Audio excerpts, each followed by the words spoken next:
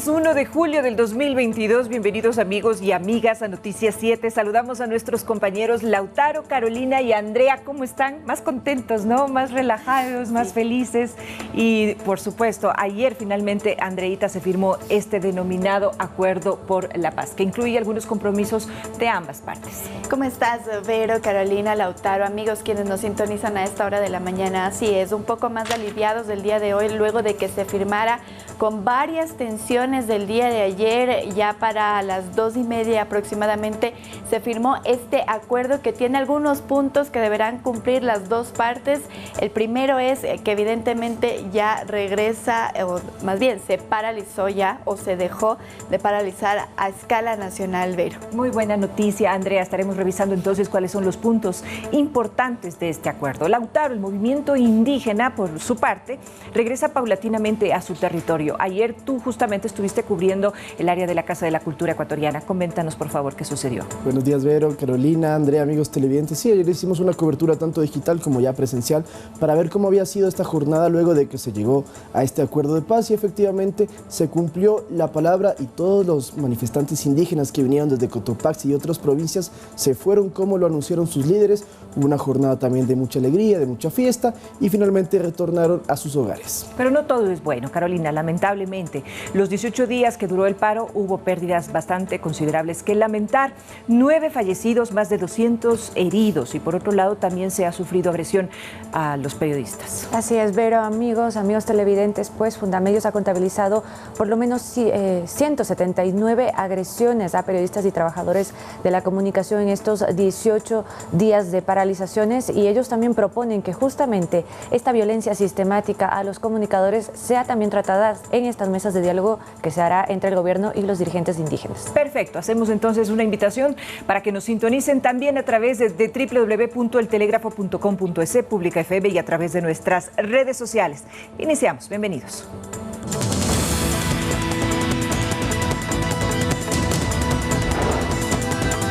Gobierno y CONAIE firmaron el acuerdo de paz con el que se pone fin a las paralizaciones. Autoridades gubernamentales y del movimiento indígena hicieron un llamado a la unidad tras llegar a un acuerdo.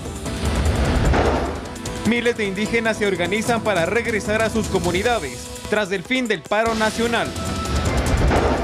En los deportes, este 1 de julio inicia la edición 109 del Tour de Francia, que terminará después de 21 etapas.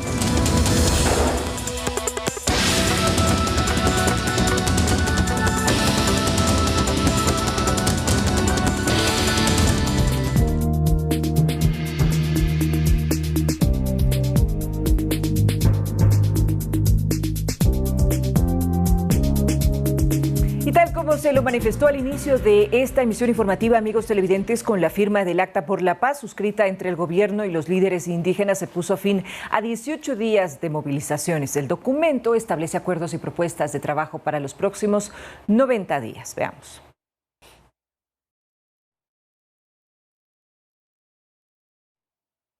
¿Tenemos la nota? Ahí está. 4 firmas sellaron el Acta por la Paz suscrito este 30 de junio en Quito entre los presidentes de la CONAIE, Leonidas Issa, de la FEN, Eustaquio Toala, y de la FEN, Cingari Espinosa, con el ministro de Gobierno, Francisco Jiménez. La firma se dio luego de una mañana y tarde de tensión en la reunión convocada por la Conferencia Episcopal, que actuó como veedora de este proceso que puso fin al paro nacional. Y hoy creo que estamos buscando juntos ese bien común. El país necesita la paz. El acta contempla, entre otras cosas, las medidas ya adoptadas por el régimen con los decretos 452 sobre el control de precios, el 456 sobre las medidas compensatorias para los sectores vulnerables, pero además se reitera la derogatoria del decreto 95 sobre hidrocarburos, la reforma del 151 sobre el plan de acción minero. Se instalará una mesa de diálogo para el seguimiento de estos acuerdos y resolución de los puntos pendientes, que durará 90 días. También se establece la finalización del paro y el regreso paulatino de las comunidades, el fin del estado de excepción y la reducción de 5 centavos más al diésel y las gasolinas extra y ecopaís. Eso es sentar con diferentes universidades y construir una propuesta de focalización. Podemos construir, ustedes, nosotros, todos, ese Ecuador que nos merecemos. La suscripción del documento se lo hizo con la aprobación de las bases indígenas, aunque por parte de la FENOCIN hubo reparos y en un momento incluso negativa para firmar el acta. Aunque superada la tensión se pusieron de acuerdo y finalmente, luego de unos largos 18 días, hubo diálogo, hubo acuerdos y ahora espera el país la reconciliación. Carolina Basante, Noticias 7. Así es, esto pues se dio el día de ayer en el auditorio de la Parroquia Santísima Trinidad, que queda en el ala norte del Seminario Mayor en Quito. Pues bien, en un principio se estableció una hoja con 10 acuerdos que estaban puntualizados. Sin embargo, luego de la reunión que solicitó Leonidas Issa y los otros líderes indígenas con sus bases para poder consultar este acuerdo que había preparado la Conferencia Episcopal, se modificó el documento a 8 aspectos. Entre ellos también se agregó un punto respecto a una reforma de la ley amazónica.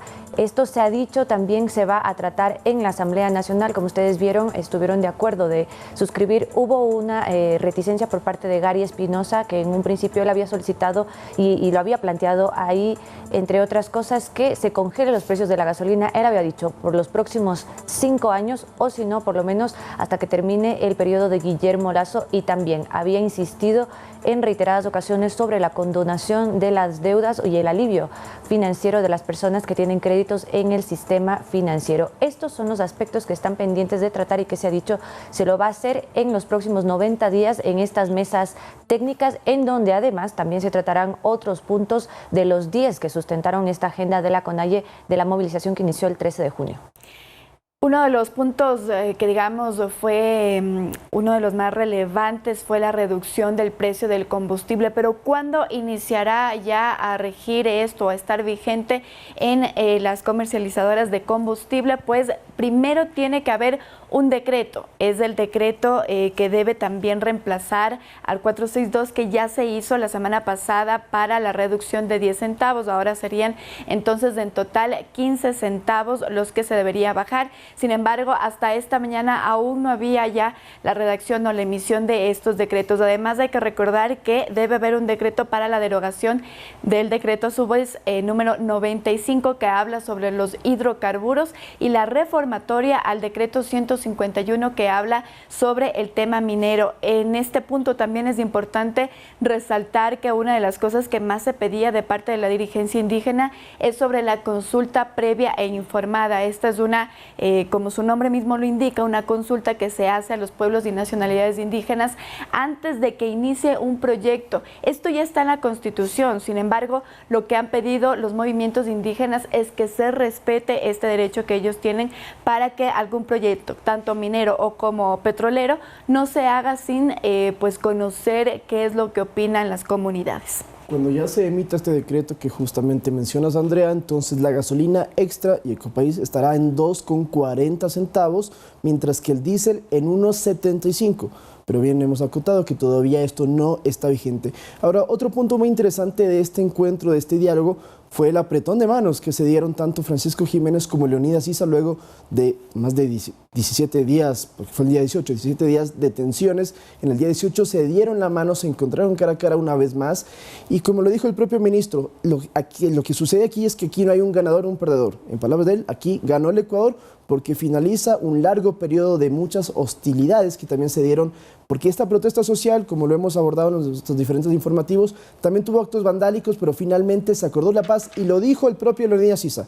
Hay que firmar el acuerdo de paz porque el Ecuador necesita calma. Así es, ese fue el llamado que hizo en reiteradas ocasiones Leonidas Issa, donde en la jornada de ayer, que como les decimos no estuvo exenta de tensiones, pero finalmente el gobierno ha dicho que todos estos paquetes de medidas que se han adoptado durante estos días de manifestaciones como respuesta a las demandas de la comunidad indígena le costará al país, ya con los acuerdos que se hicieron el día de ayer, alrededor de $1.000 millones, que será el presupuesto que tendrá que incrementarse en el Estado. Esto también todavía tiene que haber una claridad de dónde y cómo se harán estos ajustes, pero en todo caso finalmente existe ya este acta por la paz, existió este apretón de manos y el compromiso de que en los próximos 90 días se seguirán trabajando en los puntos que quedan pendientes y también en el cumplimiento de los acuerdos ya alcanzados. Para complementar eso, con esta nueva reducción del valor de la gasolina son $340 millones que le va a costar al país para aplicar este beneficio que han pedido las comunidades indígenas y los sectores sociales, que son 340 millones entonces, que el Ecuador pues le costaría esta reducción de los 15 centavos de la gasolina. Ahora, la noche de este 30 de junio, el presidente de la República, Guillermo Lasso, también se pronunció con respecto de lo acordado. Hizo un llamado a la unidad de todos los ecuatorianos. Escuchemos lo que manifestó el primer mandatario. Ecuatorianos, terminó el paro. Hemos alcanzado el valor supremo al que todos aspiramos. Paz en nuestro país. Es momento de curar heridas, de superar la división entre ecuatorianos y unirnos en un solo objetivo: reconstruir el Ecuador. Debemos recuperar el tiempo perdido, trabajar fuerte, especialmente por los más vulnerables. Vamos a emprender juntos la tarea de transformar la paz que hoy hemos conseguido en progreso, bienestar y oportunidades para todos. Lo que ha dicho el presidente también es que son alrededor de 40 años los que se ha olvidado al agro, y es por eso pues que ha llamado a esta unidad para poder contestar no solo los pedidos que ahora mismo ha generado los movimientos indígenas, sino también esas cuentas pendientes que el mismo gobierno ha reconocido que hay con estas comunidades. Pero además hay que recordar que no solo lo que ayer, digamos, se hizo público es lo que se ha realizado en estos 18 días de paro nacional. El gobierno también ha realizado otras cosas que también estaban dentro de los 10 puntos de la agenda de la CONAIE. Uno de ellos había sido declarar en emergencia al sistema de salud pública, además de duplicar la inversión para la educación intercultural. También lo que se había propuesto es que $50 para el bono de desarrollo humano y más. Sí, por ejemplo, también se condonaron créditos vencidos de hasta $3.000, esto a cargo de Ban Ecuador, y lo del 50% del precio de la urea también son beneficios dedicados directamente hacia los campesinos, las personas que trabajan en el agro, porque como lo han dicho durante todos estos días las autoridades, sí se olvidó el tema del campo y era importante que mediante estos acuerdos de paz se pueda centrar directamente en sus necesidades, porque recordemos que los 10 puntos que planteó la CONAIE eran de índole social y económico, evidentemente, pero era direccionado hacia la ruralidad, y con esto sí han dejado muy en claro las autoridades, también los dirigentes indígenas, de que si vuelve a haber incumplimiento en ciertas demandas e inequidad, pues no descartan volver a realizar un paro nacional, que a título personal esperemos no vuelva a suceder. Pues Leonidas Issa lo que dijo ayer es que si en los próximos 90 días no se llegaran a cumplir los acuerdos, estaría en una posición de exigirlo. Sin embargo, no ha habido no se ha adelantado el tomar medidas. De hecho, lo que sí es cierto es que para la dirigencia indígena, para la CONAIE, esto ha sido celebrado sobre todo como un triunfo para el medio ambiente, un triunfo ambiental por el avance que se ha dado y la adopción que se espera se haga en temas de política petrolera y también de hidrocarburos. Lo que ha dicho, y para complementar esto, es que en las reformas del 151 los puntos más importantes también es que se incluya que las actividades mineras no podrán desarrollarse en áreas protegidas y territorios ancestrales, así como zonas declaradas como intangibles, zonas arqueológicas, áreas de protección hídrica, y lo que conversábamos hace poco, lo de también garantizar la consulta previa e informada. Y luego, justamente de que llegaran a la Casa de la Cultura ecuatoriana, hubo discursos de los dirigentes indígenas. El líder de la FENOCIN, FEINE y CONAIE dieron un mensaje a sus bases. También hicieron un llamado a la unidad. Es decir, después de toda esta convulsión que se han vivido en los últimos 18 días, a la final se nota que existe una predisposición positiva por parte de los gremios sociales y de los gremios indígenas para poder llegar a acuerdos precisamente con el gobierno. Entonces, quedamos un poco a la expectativa, Carolina, de cómo se den estos 3 meses a la final de conversaciones. Así es, ellos lo han dicho. De nuestra parte tendrán, y lo estoy citando textualmente, estas fueron las palabras de los dirigentes indígenas, tendrán toda nuestra predisposición. Eso fue lo que lo mencionaron ayer, y pues finalmente esto fue, ustedes tienen en sus pantallas la celebración que hubo por parte de las comunidades indígenas en el Ágora de la Casa de la Cultura de Quito. Se movilizaron luego de que estuvieron también concentrados en las afueras de la iglesia, en el auditorio donde nosotros nosotros nos encontrábamos, que esto es en Avenida América, al lado del Seminario Mayor, muy cerca de la Universidad Central, en donde ya estaban siendo acogidos las comunidades indígenas. Ellos se movilizaron hacia allá, esperaron a sus líderes. Una vez que terminó esta reunión, salieron hacia el ágora de la Casa de la Cultura, y ustedes tienen en sus pantallas, esta fue la celebración. Hubo música también, hubo los discursos en los cuales, como les decimos, se celebró lo que ellos consideran un triunfo, un avance, porque a pesar de que no fueron respondidos en su totalidad ni acogidas los 10 puntos que ellos planteaban, sí hubo respuesta para la gran mayoría de ellos, y además está sobre la mesa también que se siga en los próximos 90 días analizando, evaluando y también tomando medidas adoptadas en este sentido. Por ejemplo, para el tema de los subsidios, de la focalización de los subsidios de los combustibles, se ha solicitado, y esto ha sido una iniciativa también por parte de las comunidades indígenas, que se trabaje en la propuesta no solamente entre el gobierno y las comunidades indígenas, sino también que haya un apoyo técnico y académico por parte de la Universidad Politécnica Salesiana y la Universidad Católica,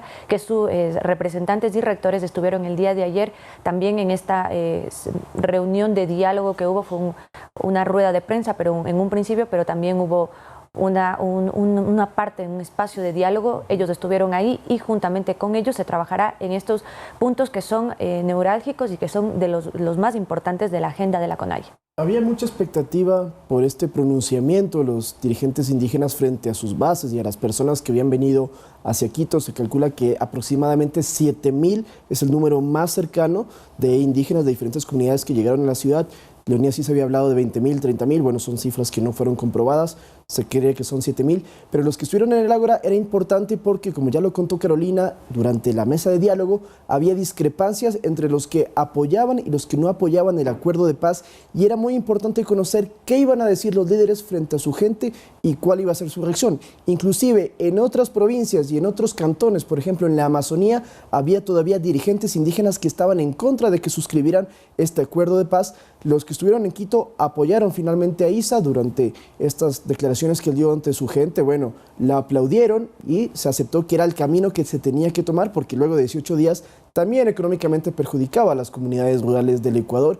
Y luego de este encuentro, y quizás lo vamos a ver más adelante, Issa fue hasta Cotopaxi y allí también hizo un discurso bastante grande, donde también recibió apoyo de las personas de su propia provincia. Yo solo quiero acotar algo más y que también me parece muy importante, y es que el día de ayer ellos admitieron también los incidentes violentos. Ellos dijeron, quizá también ha sido nuestra culpa el haber provocado esto, lo dijeron en algunas ocasiones, fueron algunos de ellos en el que también asumieron parte de la responsabilidad de los incidentes violentos que se registraron durante estas manifestaciones, y fue justamente también en este sentido en el que se hacía un llamado por parte de la Conferencia Episcopal para poder encaminarnos hacia esa paz, que estuvieron de acuerdo en que se firme este acuerdo para la paz, aunque si bien es cierto, hubo estos incidentes en medio de ellos, entre algunos de los 3 líderes indígenas, pero que pudieron solventarse, pudieron aclararse ese mismo momento, estando en la mesa enfrente de todos nosotros, que pudimos observar. Estuvo incluso también el ministro Jiménez dialogando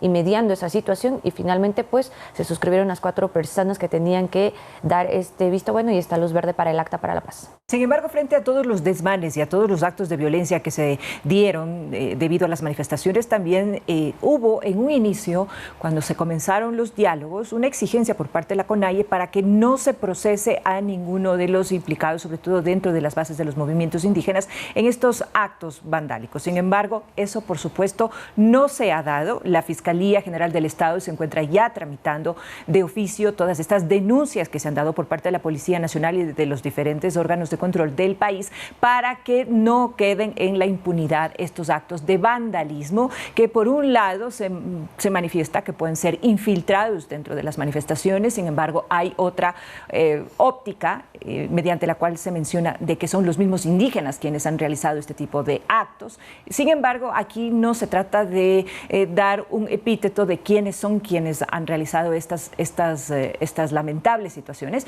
De todas maneras, se tratarán como delincuentes comunes y están ya en la Fiscalía precisamente las denuncias. Y eso es un punto importante, y también para aclarar a nuestros amigos televidentes, dentro del acuerdo de paz en ningún momento se menciona que no van a judicializar o no van a procesar a las personas que estén involucradas en estos actos. El propio Eustaquio Toala, el presidente de la FEINE, que es la Federación de Indígenas colegas evangélicos del Ecuador. Él le dijo frente al ministro Jiménez, no nos judicialicen a nosotros ni los que han participado. Sin embargo, el gobierno no se ha pronunciado y eso llegará a manos de las autoridades judiciales. Eso también hay que decirlo, y el día de ayer mismo lo decía en la mesa tanto Leonidas Diza, que estaba ahí también con el ministro de Gobierno Francisco Jiménez, que eso no le compete al gobierno porque hay separación de funciones. Así es. Desde la tarde de este jueves, miles de manifestantes del movimiento indígena que por 18 días permanecieron en la capital se organizaron ya para regresar a sus comunidades. Esto tras oficializarse el acuerdo de paz entre el gobierno y la CONAIE. Veamos la nota. A eso del mediodía de este jueves, cientos de manifestantes del movimiento indígena provenientes de Cotopaxi ingresaron a la capital por el sur de la urbe con dirección hacia el centro histórico. Unos en vehículos, otros en camiones y la mayoría a pie. Recorrieron la avenida Maldonado exigiendo a los comerciantes que cierren sus negocios. Incluso se exigió a vendedores informales que no comercialicen sus productos. A la altura de la ciudadela Nueva Aurora, se enteraron del acuerdo de paz firmado por el gobierno y la CONAIE. Aún así, decidieron caminar con dirección hacia el centro de la ciudad. Una vez firmado el acuerdo, el escenario era totalmente diferente en la tarde de este jueves. Miles de manifestantes se organizaron para regresar a sus comunidades. Varios dirigentes hablaron con sus bases para abandonar la Casa de la Cultura, en donde permanecieron los últimos días. Aquí también líderes indígenas brindaron varios discursos. Tras esto, uno a uno comenzaron a retirarse del lugar, unos en camiones y otros en camionetas. Edison Saavedra, Noticias 7.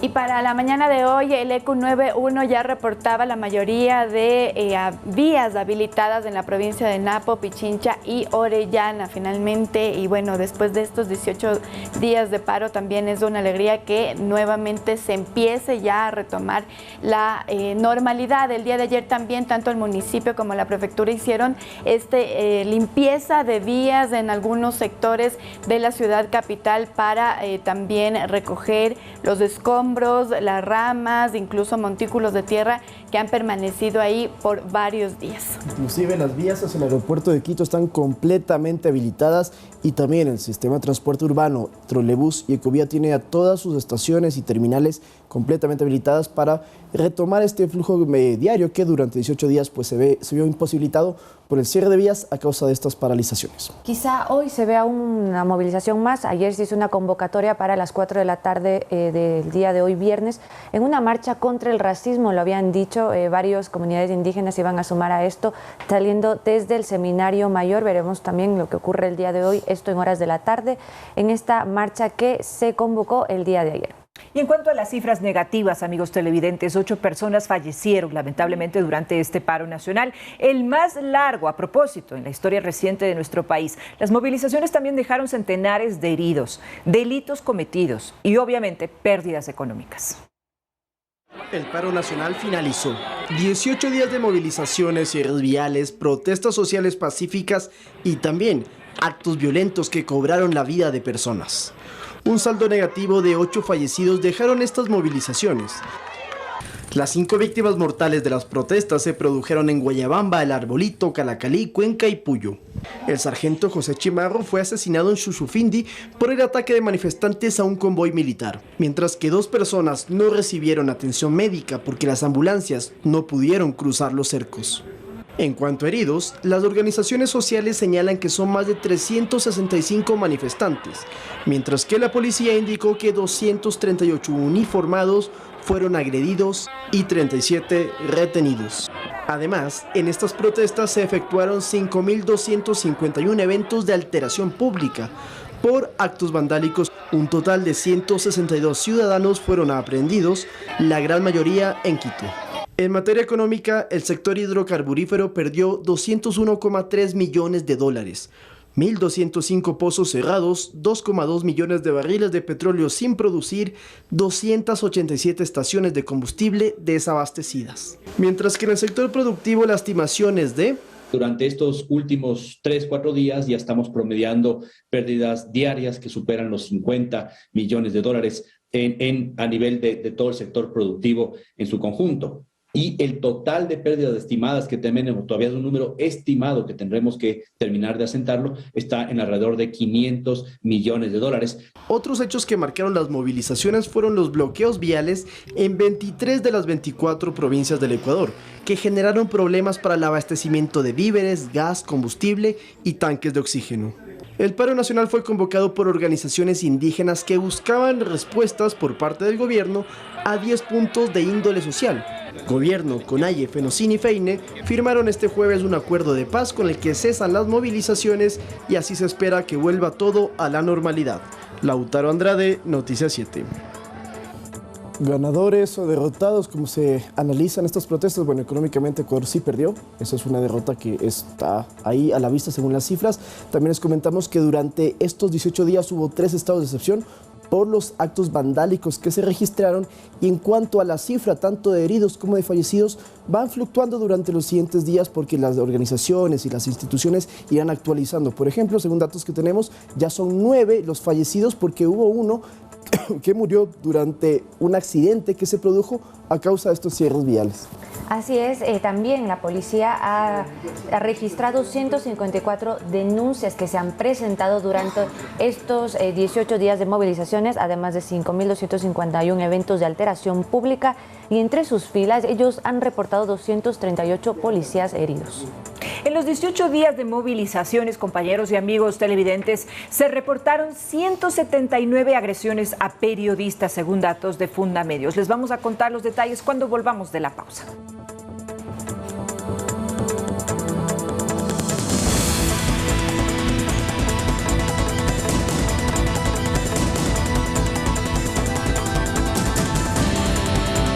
Seguimos informando, amigos televidentes. En los 18 días de movilizaciones se reportaron, como les habíamos manifestado antes de la pausa, 179 agresiones a periodistas, según datos de Fundamedios, que denuncia una violencia sistemática en contra de los trabajadores de la comunicación. Veamos. Nos están lanzando piedras en estos momentos. Escuchar pues los insultos hacia los medios de comunicación. Uno de los saldos lamentables que dejan las movilizaciones del paro nacional fue la violencia en general. Pero los periodistas y comunicadores fueron blanco de agresiones, particularmente durante estos 18 días de protesta. ¿Cuánto te pagaron para que mientas? La Fundación Andina para la Observación y Estudio de Medios, Fundamedios, contabiliza 179 agresiones a trabajadores de la comunicación. Ataques con piedras, con palos, con objetos punzantes, latigazos. Hemos tenido ataques con líquidos hirviendo. Y denuncia una violencia sistemática en contra de la prensa. Está claro que las condiciones para el trabajo periodístico son bastante difíciles y existe un altísimo riesgo cuando los periodistas salen a hacer coberturas. En Ecuador, desde el año 2018, existe un comité para la protección de periodistas. Sin embargo, durante las movilizaciones de 2019 y las actuales, su gestión ha quedado en papeles. La sociedad ecuatoriana ha perdido la dimensión de lo que significa vivir en democracia. Y eso significa respeto, tolerancia hacia la forma de pensar y la forma de expresarse de otras personas. Desde el Consejo de Comunicación se emprendió una campaña e informó a la Relatoría Especial para la Libertad de Expresión de la Corte Interamericana de Derechos Humanos sobre los casos de agresión reportados. Para trabajar conjuntamente en el desarrollo de medidas que garanticen la seguridad de los periodistas. Ricaurte, por su parte, insiste en que luego del paro, en las mesas de diálogo que se emprendan, la reconciliación entre la sociedad y la prensa es un tema pendiente. Porque evidentemente el 70% de las agresiones que ha sufrido la prensa en estas jornadas de protesta han correspondido a los manifestantes. A diferencia de lo que ha sido históricamente, que generalmente era la fuerza pública la principal agresora, ¿no es cierto? En este caso son los manifestantes. Carolina Basante, Noticias 7. Vale la pena destacar algo que ha dicho César Ricaurte de Fundamedios, y es que históricamente las agresiones en su mayoría hacia los medios de comunicación venían por parte de la fuerza pública en este tipo de escenarios de protesta social. Sin embargo, en este paro, particularmente en este que hemos vivido los últimos 18 días, el 70% de esto, según lo que tiene contabilizado Fundamedios, vino por parte de los manifestantes, y justamente esto es lo que demuestra, y él explicaba que es abre pauta la necesidad de que esto también se dialogue entre las comunidades indígenas, entre sus líderes y el gobierno nacional, porque evidentemente hay una desconexión y es parte del tejido social que se ha roto esta relación entre la sociedad y la prensa. Esto que ha sido aupado por un discurso estigmatizante, porque él nos explicaba, y esto quienes hemos estado cubriendo también las manifestaciones, nos ha pasado que siempre se empieza con primero con una incitación al odio, empezando por el discurso, llamándonos prensa corrupta, insultándonos, y luego se transgrede a la agresión física. Esto es algo que ya se está tratando, que se está por parte del Cordicom también intentando establecer un tipo de medidas, y para esto han solicitado el respaldo y la guía también de la Corte Interamericana de Derechos Humanos para poder establecer este tipo de políticas públicas y evitar que esto vuelva a ocurrir. Yo creería que también hay una deuda para los periodistas. Desde el 2019 ya se registró muchísimas agresiones en las manifestaciones de ese entonces. En 2022, en estos 18 días, parece ser que se ha recrudecido estas agresiones a los periodistas, y hay que manifestar que evidentemente, y según lo dice la OEA, es una obligación estatal la que se tiene para la vigilancia y también la protección de los periodistas. Incluso ellos hacen también un recorrido por otros países en donde ya se ha tomado medidas como comisiones para proteger. En Colombia en el 2000, en México en el 2012. En Honduras, en el 2015, se han instaurado estos comités que incluso, según recuerdo, en 2019 ya se había anticipado que se iba a conformar este comité para la protección de periodistas. Y de la libertad de expresión, Andrea, es decir, las políticas que se den en los gobiernos frente a la libertad de expresión y al respaldo de la comunicación social viene por parte de las autoridades gubernamentales. Lo que tú bien dijiste, Carito, este discurso en contra de la prensa lo hemos vivido por más de 14 años. Y es en este momento en que se están dando los cambios poco a poco. Sin embargo, en la conciencia colectiva existe ya una idea peyorativa acerca de cuál es la función de la prensa y cuál es el trabajo que como comunicadores sociales debemos realizar. De tal manera que este es un proceso también de culturización que se tiene que dar sobre la marcha, y es muy importante que las autoridades tomen esto en consideración para cambiar el concepto que se tiene de la prensa y llegar a conectar, como se dijo, con la gente.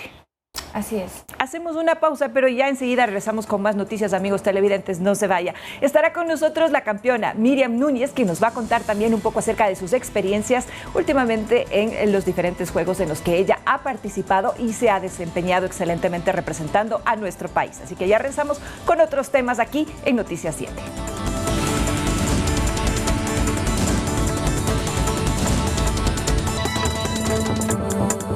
Estamos con ustedes de vuelta, amigos televidentes, aquí en Noticias 7. 2 competencias, 2 podios. La ciclista ecuatoriana Miriam Núñez se proyecta como la figura de estos Juegos Bolivarianos en el equipo nacional ecuatoriano, tras colgarse el pasado domingo la medalla de plata de la ruta individual femenina. 2 días después de conseguir el oro en la contrarreloj con un tiempo de 3 horas, 23 minutos, 26 segundos y 1 centésima. La riobambeña de tan solo 27 años, jovencita Miriam, quien llega con apenas 2 meses de entrenamiento y tras 4 de haber sufrido un accidente que casi le quita la vida literalmente, se quedó a poco del oro, que terminó en manos de la chilena Aranza Villallón. Ella está con nosotros en este momento, Miriam Núñez, a quien le saludamos. ¿Qué tal, Miriam? ¿Cómo estás? Bienvenida a Noticias 7. Cuéntanos, por favor, acerca de tu participación en estos Juegos. ¿Cómo te sientes representando tan bien a nuestro país? Bienvenida. Muy buenos días y primero muchísimas gracias por el espacio, muchísimas gracias por estar acá y compartir con todos ustedes. Feliz de poder regresar después de un accidente que, pues como lo dijo usted, casi me quita la vida, y contenta de haber regresado de la mejor manera y lograr dar felicidad a mi país, a mi provincia también. Así es, Miriam, eso es lo que nos sorprende realmente. Yo digo, tu triunfo vale por dos después de que sufriste este accidente. ¿Cómo te encuentras de salud? ¿Qué es lo que te han dicho los médicos ahora? ¿Cuál es esta situación? Fue una recuperación rapidísima, Miriam. Sí, la verdad a muchas personas sorprende el tema de haberme recuperado. Bueno, si bien es cierto, todavía no estoy al 100%, todavía tengo un tratamiento de 6 meses por la fisura que tuve en el cráneo. Simplemente creo que es las ganas de querer salir adelante, las ganas de poder, la mayoría de cosas pues yo digo que está en la cabeza y si bien es cierto la frase soñar no cuesta nada, lo estoy viviendo prácticamente yo.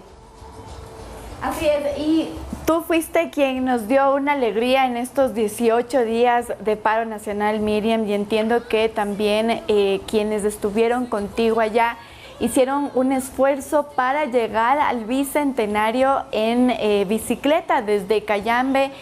¿Cómo viste esa aventura, entre comillas, lamentable, lo que tuvieron también ellos que realizar para poder llegar a Colombia?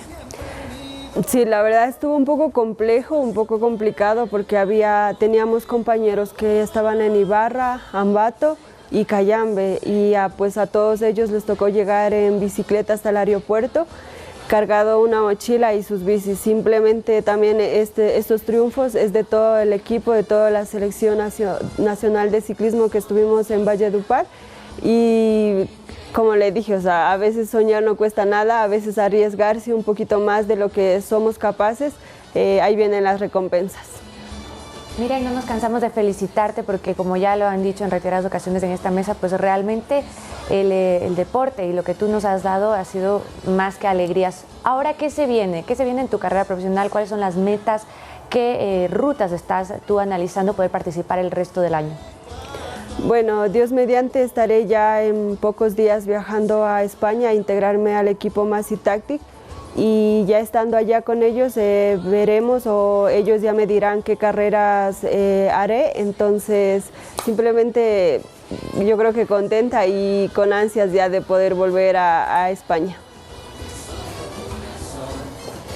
Miriam, para un deportista élite, ¿qué tanto afecta en la parte psicológica, mental, lo que hemos vivido tanto en el país, con estas paralizaciones, con todo el estado, la situación en la que nos encontrábamos, pero también en su caso personal, Miriam, como ya lo dijeron mis compañeras, luego de este gran accidente, esta larga recuperación que fue complicada también, llegar a esto y sobre todo con las movilizaciones, ¿qué tan complicado fue a la hora de competir?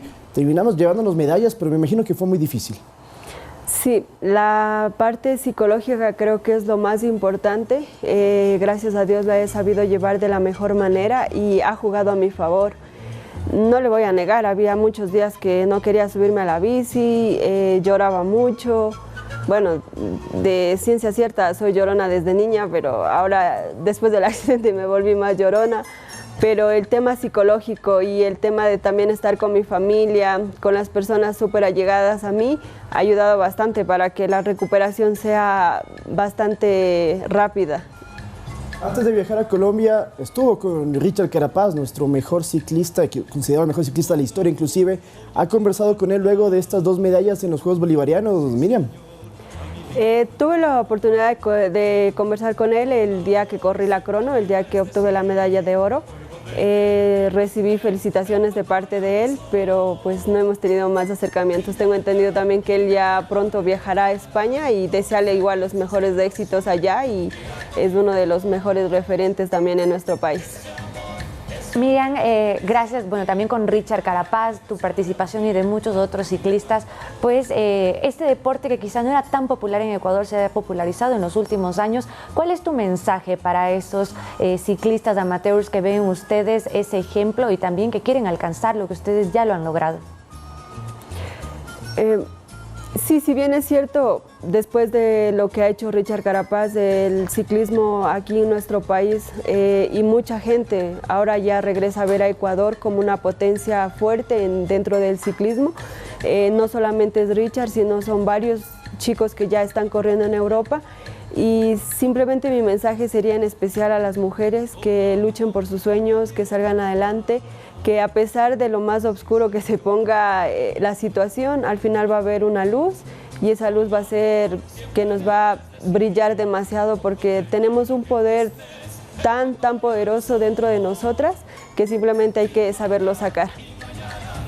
Mira, ¿cuál es un día común tuyo? Porque hay mucha curiosidad también por conocer un poquito cuáles son estas condiciones, características, alimentación, esfuerzo físico, entrenamiento.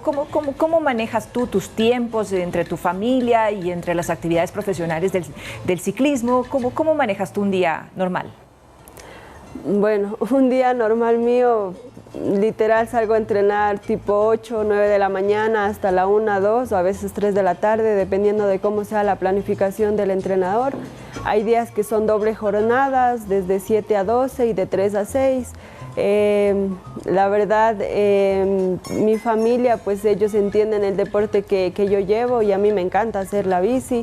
Hay días que voy pedaleando donde están mis papás, donde están mis abuelitos, trato de pasar lo más tiempo que puedo con ellos. El tema de la alimentación, sí hay que tener una alimentación donde pues no podemos subir tanto de peso por el tema de, ya depende mucho si el ciclista es escalador o es embalador, hay muchos factores, pero ya con el día a día uno va aprendiendo muchas cosas también y a través de los años he aprendido a convivir tanto con mi familia, los entrenamientos, la comida, los amigos un poco y distraerme también. Muy bien, muchísimas gracias, Miriam. Entonces la disciplina y la constancia, así como el esfuerzo diario, pues han dado los frutos y por supuesto el talento que tienes tú para este deporte que nos ha representado muy bien en el exterior. Compañeros, ¿alguna cosa adicional? Sí, yo quiero contarle a Miriam que Carla Jaramillo, también compañera de la delegación, ganó la medalla de oro en los 20 kilómetros marcha. Y Miriam, aquí usted está con las medallas que consiguió en el ciclismo, tanto de ruta como la crono. ¿Qué tal si nos las mostramos a nuestros amigos televidentes que nos siguen a través de Ecuador TV? Producción, si me ayuda con las imágenes, porque ahí está Miriam. Eso, qué orgullo, ¿ah? Qué emocionante. Felicidades, felicitaciones, Miriam. Miriam Núñez, nuestra campeona de ciclismo. Nosotros hacemos una pausa, amigos televidentes, porque ya se encuentra también en el estudio principal de Noticias 7 el presidente del Banco Central del Ecuador, Guillermo Avellán, con quien tendremos una interesante conversación acerca de las cifras macroeconómicas, sobre todo de la economía ecuatoriana. Ya regresamos.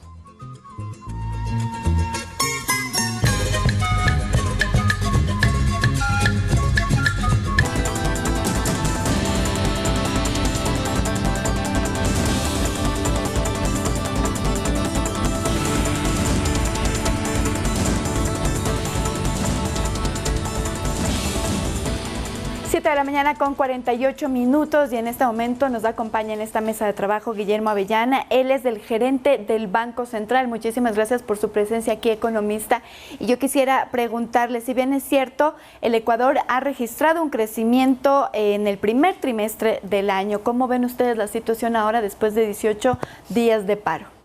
Muy buenos días. Estimada Andrea, estimada Carolina, Lautaro, un gusto compartir este espacio de Noticias 7 con ustedes y también un saludo cordial a la ciudadanía que nos sintoniza. Efectivamente, el Banco Central, dando cumplimiento a su calendario estadístico, publicó las cuentas nacionales correspondientes al primer trimestre del 2022, en donde se dio a conocer que la economía ecuatoriana creció 3,8% en el primer trimestre del 2022 en comparación con el mismo periodo del año anterior. Este crecimiento se vio impulsado principalmente por el aumento del consumo de los hogares en 6,7%, también el gasto de gobierno aumentó en 6,5% y la inversión, o también conocida como formación bruta de capital fijo, aumentó en 4%. De esta manera, durante el primer trimestre de este año, la economía mantuvo su senda de recuperación, impulsada principalmente por estos tres componentes: consumo de los hogares, gasto de gobierno e inversión, o también conocida como formación bruta de capital fijo.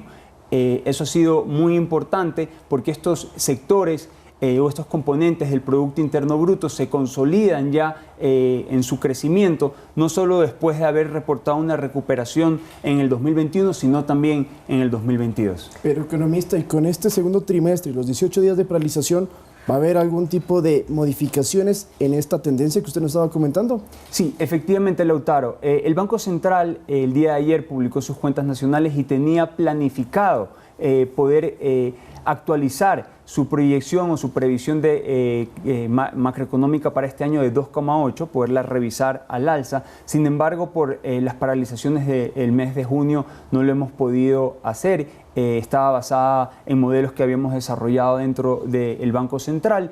Sin embargo, creo que este periodo, los primeros días de julio, nos van a permitir poder estimar las afectaciones de las paralizaciones, en donde no solo se vio un efecto negativo en las ventas locales, sino también en las ventas externas, es decir, en las exportaciones. Podemos ver que el sector agroexportador se ha visto fuertemente afectado, el sector florícola también en el centro de nuestro país ha reportado graves afectaciones. Por lo tanto, todo eso ahí debemos considerarlo, y también el sector petrolero, en donde se han dejado de producir cerca de 2,1 millones de barriles de petróleo, considerando el precio, un precio del barril de petróleo que está cercano a los $100 para Ecuador. Eso tiene una afectación muy importante que pudiera superar los $200 millones. ¿Y esto también podría afectar a la estimación de crecimiento económico que se tenía previsto para este año? Sí, el Banco Central, de acuerdo al Código Monetario y Financiero, debe publicar su previsión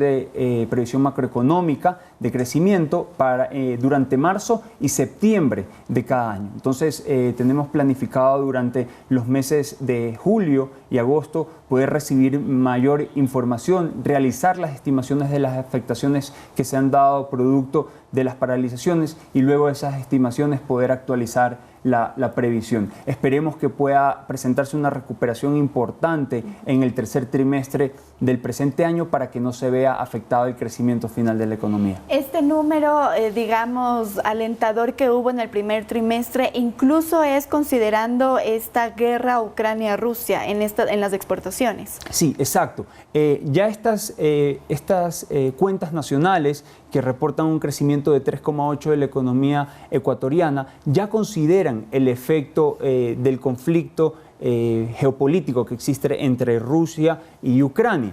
Y por eso se puede apreciar una desaceleración o, en ciertos casos, una reducción de las exportaciones no petroleras, como es el caso del banano. Ahí tenemos entonces el cuadro del crecimiento del PIB. El mayor también está en gasto de consumo final de los hogares. Sí, eso es muy importante destacarlo, porque el consumo de los hogares ya superó los niveles del año 2019. Y es realmente relevante este componente porque representa cerca del 60% del Producto Interno Bruto.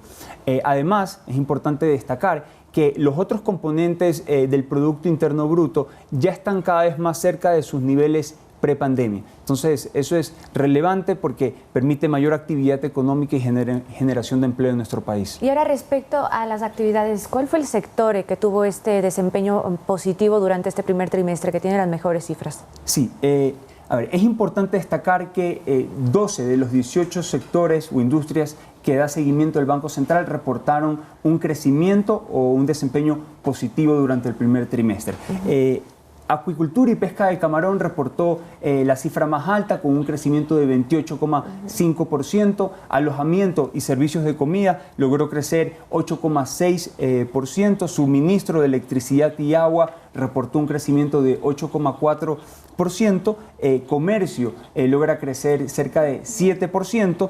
Y finalmente transporte creció 6,5%, lo cual demuestra la reactivación de sectores como el turismo, pero también del consumo interno en nuestro país. Entonces, economista, para que nuestros amigos televidentes entiendan claramente cuál es la situación del país luego de todas estas cifras que hemos podido ver, cómo nos encontramos como país, económicamente hablando, ¿no? Sí, empezamos con un 2022 muy bueno. Es importante considerar que el último trimestre del año anterior fue un periodo de alta actividad económica, y a pesar de esa alta actividad económica, durante los primeros 3 meses de este 2022 la economía ecuatoriana logró crecer, impulsada por el consumo de los hogares, por la inversión que se recupera de manera muy importante en el primer trimestre del 2022, y también por el esfuerzo que ha realizado el gobierno a través del gasto público, especialmente en los sectores de educación y salud en relación al mismo periodo del año anterior. Y en cuanto al riesgo país, que subió muchísimo en estos 18 días, ¿qué tanto nos afecta también, economista? Bueno, el riesgo país sin duda recoge el riesgo interno, las paralizaciones y el riesgo político que se presentó durante este periodo de paralizaciones, y eso de alguna manera afecta la capacidad que pueda tener el país de poder emitir deuda en mercados internacionales, es decir, el costo de endeudamiento tanto para el país como para el sector privado aumenta en el momento que quieren solicitar créditos a nivel externo. Esperamos que se estabilice el riesgo país en los siguientes días. Es importante destacar que hemos recibido, la República, el Ecuador, ha recibido el respaldo, a pesar de los incidentes que se pudieron dar durante estos 18 días, el respaldo de los organismos multilaterales, lo cual es fundamental para que el gasto público sea sostenido y poder llegar a cubrir las necesidades prioritarias a nivel nacional. 7 de la mañana con 56 minutos. Muchísimas gracias, economista, por acompañarnos en esta mesa de trabajo. Nosotros conversábamos con Guillermo Avellán, él es gerente del Banco Central, y también tenemos información ahora de lo que ocurrirá con el pico y placa en Quito. Así es, Andrea. Vamos a cambiar de tema entonces, porque como ustedes recordarán, el pico y placa se suspendió en la capital durante estos días de movilizaciones, pero ayer lo anunció el municipio de Quito. Desde el lunes se retoma esta medida de tránsito que aplica en todo el distrito metropolitano el lunes 4 de julio, es decir, este viernes. Todavía no hay pico y placa, no se preocupe, no hay pico y placa, empieza el lunes. Lo mismo con los contraflujos que van por el túnel Guayasamín, desde el lunes se vuelven a aplicar.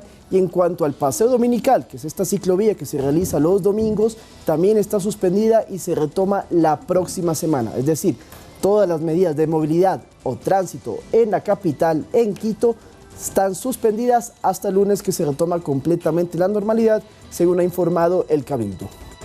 Así es, y nosotros tenemos ahora una noticia positiva, porque si bien es cierto, hemos tenido estos 18 días de paro nacional, de también incidentes, incluso fallecidos, lamentablemente, queremos hacerles llegar esta noticia positiva que nuestros amigos televidentes también nos hacen llegar a través de redes sociales. Jorge Paul Bravo Saltos se graduó el día de ayer como tecnólogo tributario. Él tiene un porcentaje del 70% de discapacidad, sin embargo, y esto porque sufrió un accidente cuando tenía 19 años, ahora con 36 años tiene ya pues un título de tecnólogo tributario. Él nos ha enviado estas fotos desde la ciudad de Portoviejo, y realmente yo creo que esto nos muestra un poco de esperanza, o un poco también de lucha para cumplir los sueños. Así es, y Paul, desde Noticias 7 nos congratulamos con este merecido título y enviamos nuestras felicitaciones